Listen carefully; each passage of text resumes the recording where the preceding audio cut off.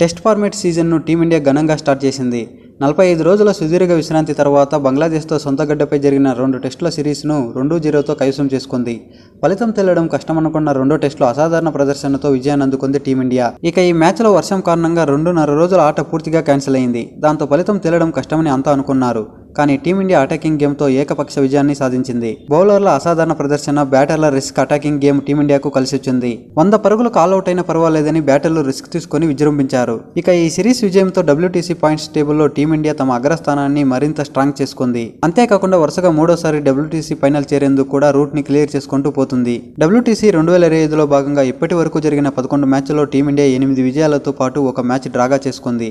మరో 2 మ్యాచ్ల్లో ఓటమి పాలైంది. ఇక టీమిండియా ఎన్ని విజయాలను అందుకుంటే WTC ఫైనల్ చేరుతుందనేది చూద్దాం. జూన్లో లార్డ్స్ వేదికగా జరగనున్న WTC ఫైనల్కు ముందు టీమిండియా మరో 8 టెస్టులు ఆడనుంది. అక్టోబర్ 16 నుంచి న్యూజిలాండ్తో 3 టెస్టుల సిరీస్, నవంబర్లో ఆస్ట్రేలియా వేదికగా జరగనున్న బోర్డర్ గవస్కర్ ట్రోఫీలో 5 టెస్టులు ఆడనుంది. మొత్తం 8 టెస్టుల్లో 4 మ్యాచ్లు గెలిస్తే ఎలాంటి ఈక్వేషన్స్తో పని లేకుండా ఫైనల్కి చేరుకుంటుంది టీమిండియా. ఇక స్వదేశంలో న్యూజిలాండ్తో టెస్ట్ సిరీస్ 3-0 తేడాతో గెలవడం కన్ఫామ్గా కనిపిస్తుంది. ఇటీవల శ్రీలంకతో జరిగిన 2 టెస్టుల సిరీస్లో దారుణంగా ఓటమి పాలైంది.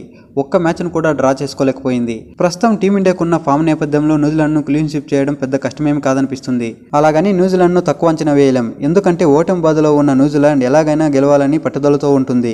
ఇక దీంతో పాటు కీలకమైన బోర్డర్ గవస్కర్ ట్రోఫీలో కూడా మెరుగైన ప్రదర్శన చేయాల్సి ఉంటుంది. ఇక రెండో స్థానంలో ఆస్ట్రేలియా 62.50గా ఉంది.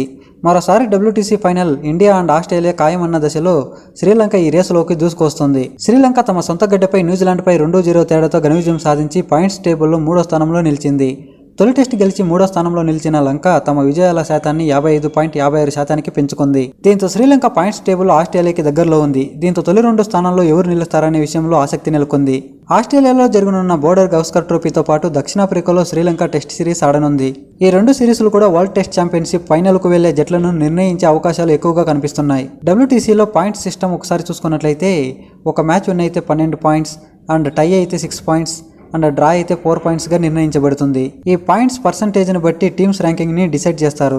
WTCలో మన టీమిండియా 2 సార్లు ఫైనల్కు చేరుకుంది. అయితే 2 సార్లు టీమిండియా ఓటమిని చవిచూడాల్సి వచ్చింది. WTC 2019-20లో ఫైనల్లో న్యూజిలాండ్తో తలపడింది. టీమిండియాపై న్యూజిలాండ్ 8 వికెట్ల తేడాతో విజయం సాధించింది. ఆ తర్వాత WTC 2021-2023లో మళ్లీ ఫైనల్కు చేరుకుంది.